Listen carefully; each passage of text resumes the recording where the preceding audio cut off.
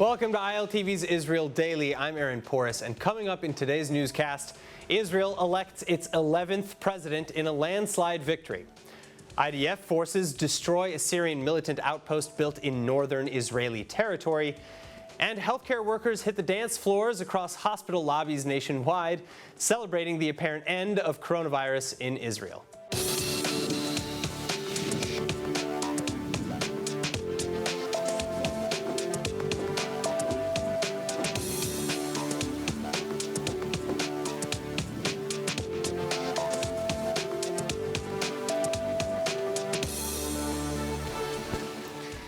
Israel has officially elected a new president to replace Reuven Rivlin. Isaac Bougie Herzog receiving an overwhelming majority of the Knesset vote Wednesday morning over political outsider and Herzog's singular opponent, Miriam Peretz. אני מבקש להודות לכל אחת ואחד מחברות וחברי הכנסת על האמון שנתתם בי. אני מקבל עליי את האחריות הכבדה שהטלתם על כתפיי, מקבל את הזכות לשרת את העם כולו בתפקיד רם ונישא זה. With an overwhelming 87 votes out of 120, former Knesset opposition leader and chairman of the Jewish Agency for Israel, Isaac Bougie Herzog, has been elected the next president of Israel. And Herzog set to be the 11th Israeli president following in his father's footsteps, his 7-year term beginning July 9 at the end of his predecessor Reuven Rivlin's tenure. Prime Minister Benjamin Netanyahu, meanwhile, among the first after Knesset Speaker Yariv Levin to offer best wishes to his former political opponent. אני חושב שכולנו מתברכים בבחירה וכולנו בטוחים גם שיהיה כאן דבר חשוב וטוב למדינת ישראל במסורת של משפחת הרצוג. תודה רבה. הרבה ברכות. תודה רבה, ואני מקווה שאני אוכל לעבוד עם כל ממשלה ועם כל ראש ממשלה. טוב, בואו לא ניכנס לזה עכשיו.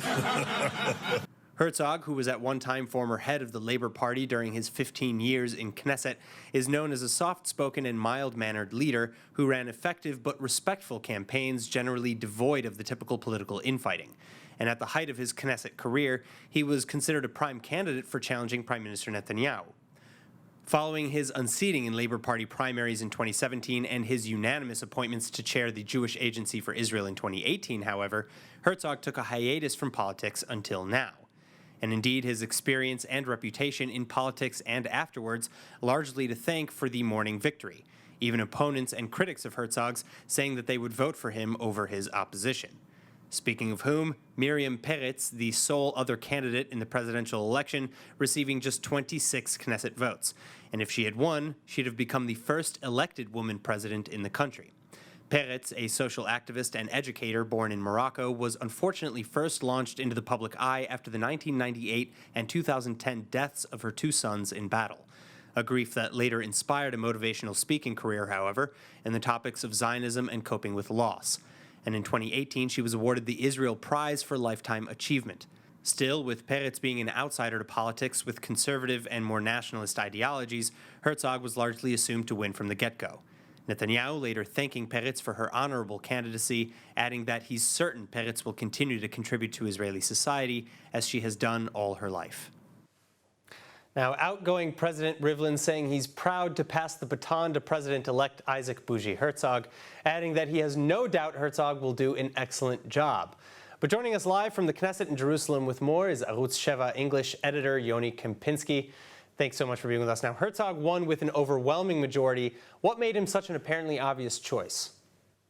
Well, there were hopes among the staff of Miriam Peretz that there may be a surprise, but they defined it as a surprise because they understood that Mr. Herzog, who was the chairman of the Jewish Agency, was working on this issue and working towards this vote for years already, they say, as he was already when he was in his current position as the head of the Jewish Agency. He spoke with many politicians throughout the year, checking the field, making sure that it's really relevant for him to run. And when he saw that he has all the chances, he went ahead and did it. There were hopes among the people, the staff members of Miriam Peretz, that because of her special, unique personality, her unique story, then maybe because the Knesset members vote secretly, maybe there would be a surprise. But when you looked at the numbers, when you looked at the statements, when you looked at the meetings, when you looked at all the different connections that really Herzog made throughout the years, he's a politician after all, and he was here in the Knesset, of course, as the chairman of the Labor Party. He was a candidate for Prime Minister of Israel. So he has so many connections that we have to remember that the people who voted for the president are the politicians, the Knesset members. So that's the way. It wasn't a big surprise. People thought that maybe we would see a more close vote, but the fact that it's 87 versus 26 is actually, some are seeing this as a good number that shows that the Israeli president was, chosen by a big majority landslide. All right, well, so the presidency in Israel is largely ceremonial, but it still carries some responsibility. So what exactly is the significance of the role for those of our viewers who may not know? Well, actually, in the state of Israel nowadays, as we are experiencing elections after elections, suddenly the whole issue of the presidency is becoming more and more relevant.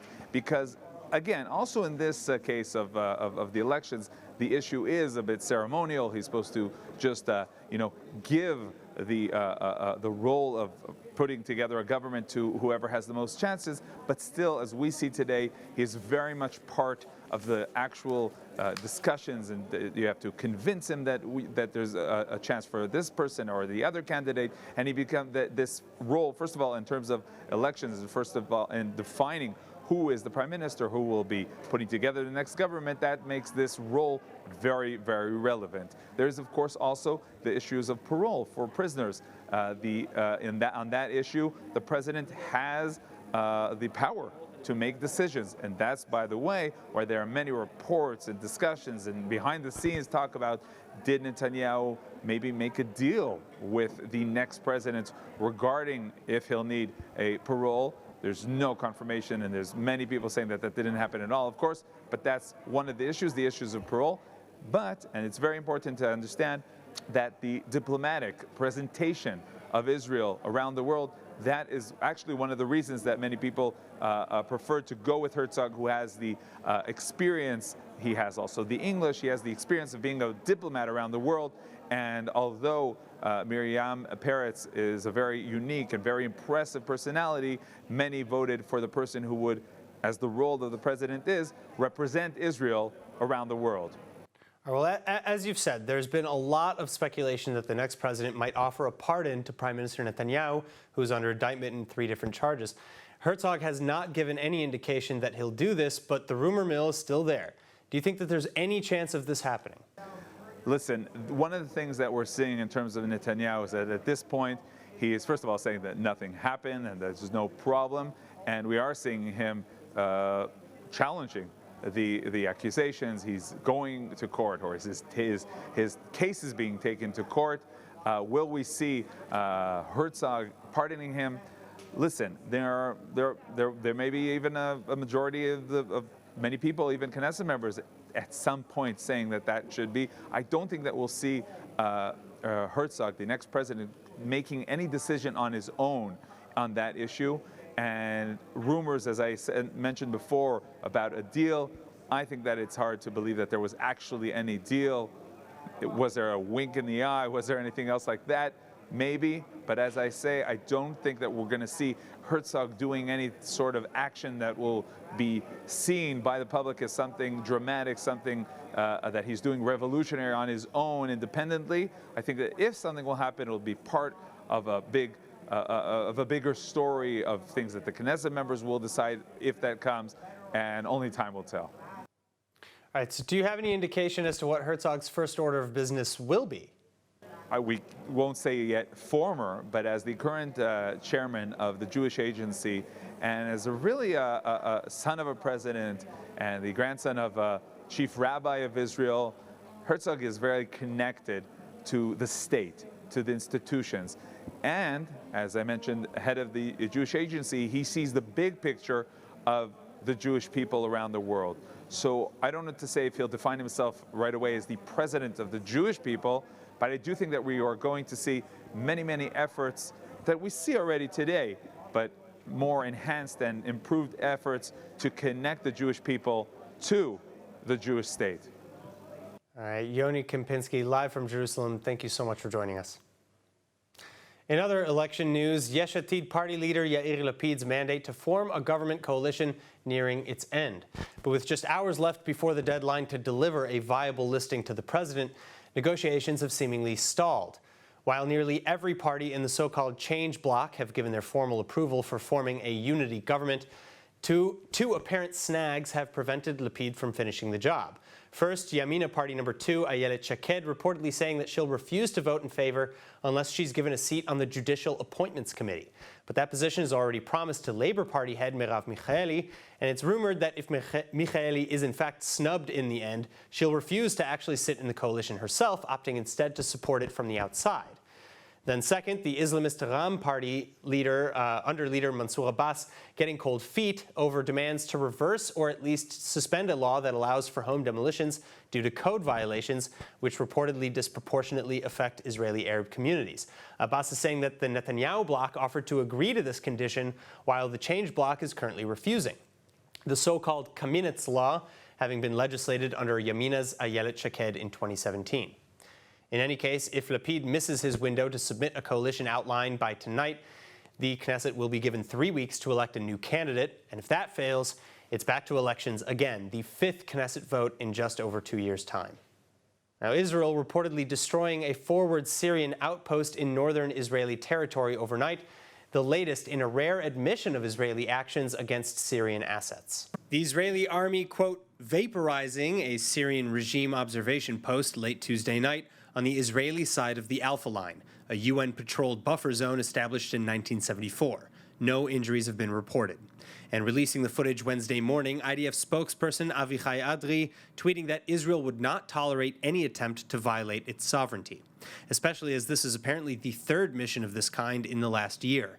Outposts like these reportedly used by both Iran proxy fighters from the Lebanese Hezbollah and other pro-Iranian militants. Additionally, speaking with Hebrew media, the IDF saying it chose to use ground forces in this post's demolition rather than the typical airstrikes just to send a message. A message, it seems, is ultimately intended for Iran. The operation coincidentally coming just hours after the official confirmation of David Barnea as the new director of the Mossad, Israel's premier foreign intelligence outfit. And Prime Minister Netanyahu outlining the Mossad's continuing mission at Barnea's swearing-in ceremony. האיום הגדול ביותר זה האיום הקיומי שמוצב על ידי הניסיונות של איראן להתחמש בנשק גרעיני, בין אם לאיים עלינו ישירות בהשמדה של מדינה קטנה ומרוכזת בנשק אטומי, או בין אם לאיים עלינו במאות אלפי טילים או רבבות טילים שמגובות במטריה גרעינית. זה איום שמאיים על המשך המפעל הציוני. ועלינו להילחם באיום הזה, זה לא סוף. כי איראן שונה מיתר המדינות שמחזיקות היום בגרעין. ולכן הכלה זה לא, הכלה, מה שקוראים, containment, זה לא אופציה. Barnea beginning his 5.5-year term following Yossi Cohen, who is largely credited for his role in establishing the Abraham Peace Accords and countless missions to slow Tehran's nuclear breakout, including the January 2018 raid of Iran's secret nuclear archives. Cohen was even awarded the Prime Minister's Prize for Mossad operations just last week, thanks to Cohen's daring, imaginative, and crazy operations, successfully carried out by the agency. אני אומר לכם, ג'יימס בונד פרייר לעומתכם. אני יודע שאנחנו הולכים לפתוח את בתי הקולנוע בעוד כמה ימים. אין שם סרט אחד, סרט פעולה אחד, שמשתווה למה שהמוסד עושה.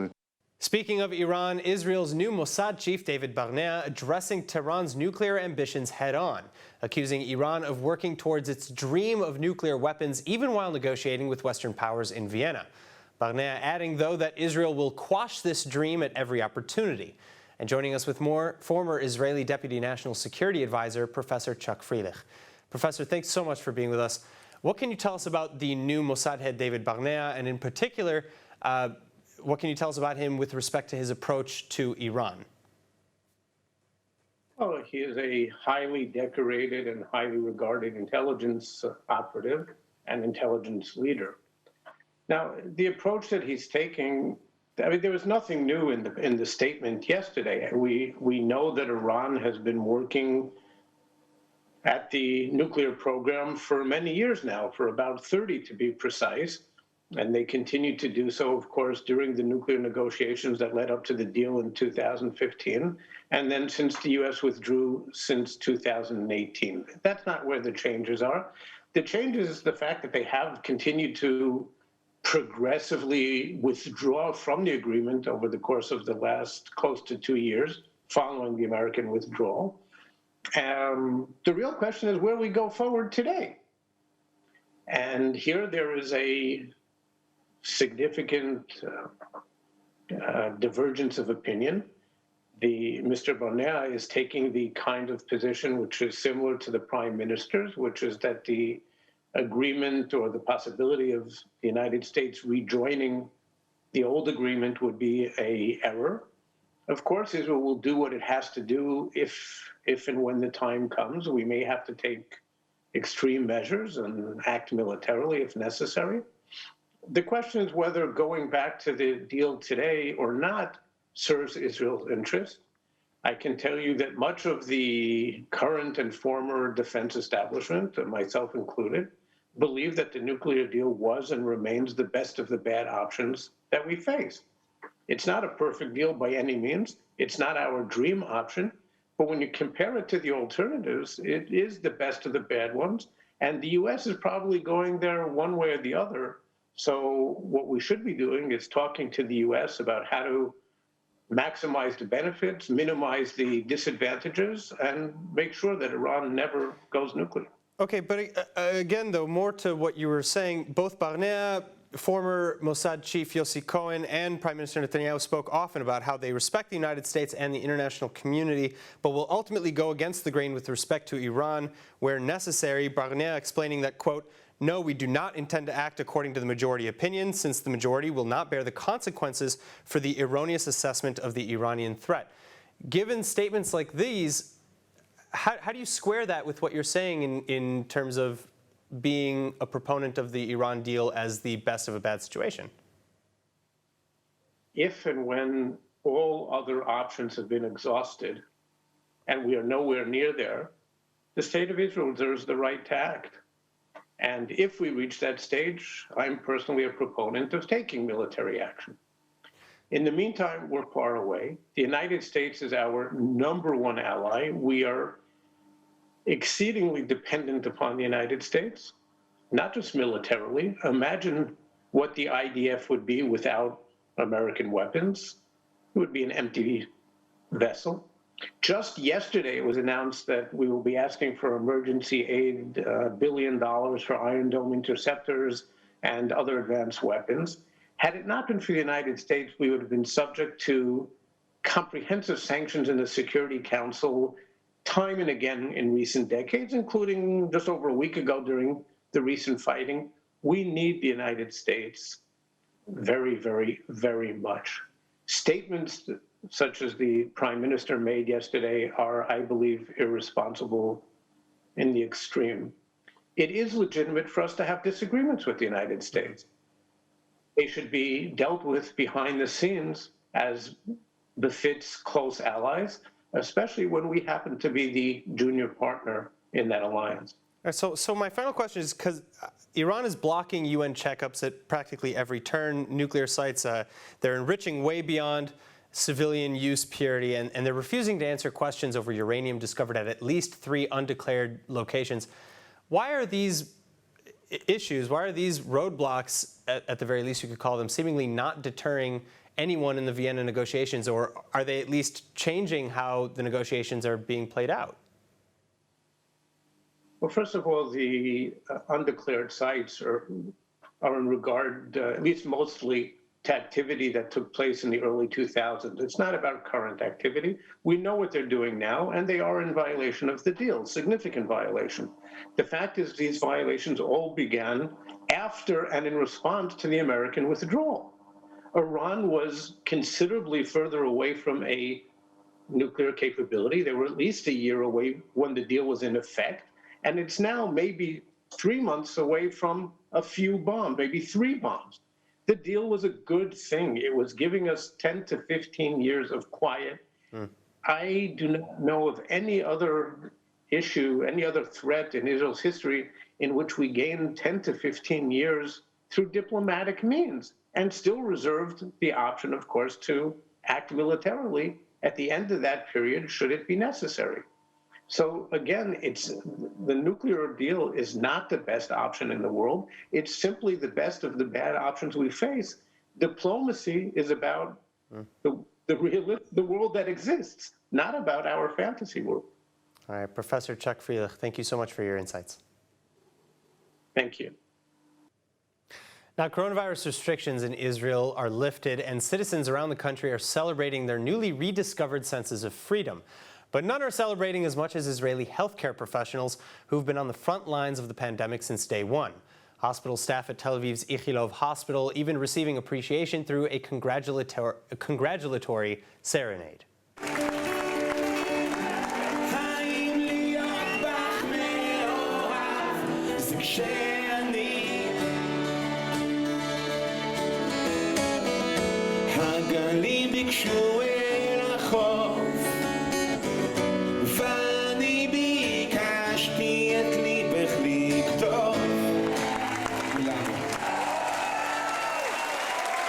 So I'm so happy to be here this morning as Israel is out from the corona. I think Israel, it's a great spot to live during the COVID-19 period. I'm so happy to play in front of all the doctors and the people who just won this COVID-19. So I would like to thank you, and I'm going to play a few songs. So it's a great morning to Israel and to the world. We are stepping out of the corona. Corona is no longer an epidemic here in Israel. Can be a sporadic disease. People can get corona, but no epidemic. And we are returning to life 100% full. Then to keep the momentum going, Israel expecting to open vaccinations for children aged 12 to 15 by next week. Approval for vaccinating kids assumed to be coming in the next few days. And this despite a new Israeli report linking Pfizer's second vaccine dose with heart issues. Israel's health ministry reporting 275 cases of myocarditis, or inflammation of the heart muscle, between December 2020 and May 2021, particularly in males under 30 years old, and typically after receiving the second dose. Several dozen cases occurred in people with pre-existing conditions, however, and nearly all cases were thankfully mild, with patients leaving the hospital within days. Only one death has been linked to myocarditis, but not conclusively, according to the report. A 2,000-year-old basilica and Odeon theater now unveiled near Ashkelon, the exciting find being the latest in a series of discoveries at the site, soon to be adapted for visitors. And ILTV's Chana Rifkin has the details. A magnificent find at Israel's Tel Ashkelon National Park, a 2,000-year-old Roman basilica complex, the largest of its kind in the country, complete with an Odeon, or theater, and massive marble features. And with the completion of the development, conservation, and restoration work, including the display of sculptures and columns found at the site will be open to the public for visitation. Now, the basilica, a central public Roman building, was built in 3 parts, a central hall and 2 side halls, floors and walls all made of hundreds of tons of marble, and the whole massive structure was then covered by a roof, surrounded with rows of huge marble columns and sculptures. Finally, originally founded by Herod the Great, the basilica went through multiple renovations and restructurings, all documented in the ruins, including a renovation in the 2nd and 3rd century CE, before its eventual destruction in the year 363 at the hands of an earthquake. In the years since its fall, the building was later abandoned, transformed into an industrial area with several installations atop it, and even partially broken up by the Ottomans so that the marble could be used as paving stones. And now we go back to Chana Rifkin with the weather forecast. The week halfway over and still looking at mostly wonderful sunny weather, save for cloudy skies over a lot.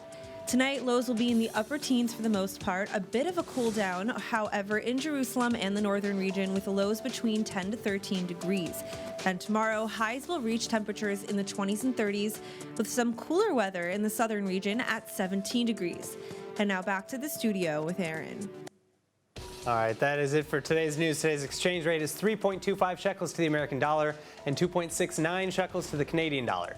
Finally, for the latest updates and news from ILTV, please like ILTV on Facebook, follow us on Instagram, and subscribe to our YouTube channel as well as to our newsletter at iltv.tv. I'm Aaron Porras. Be well, and thank you so much for watching.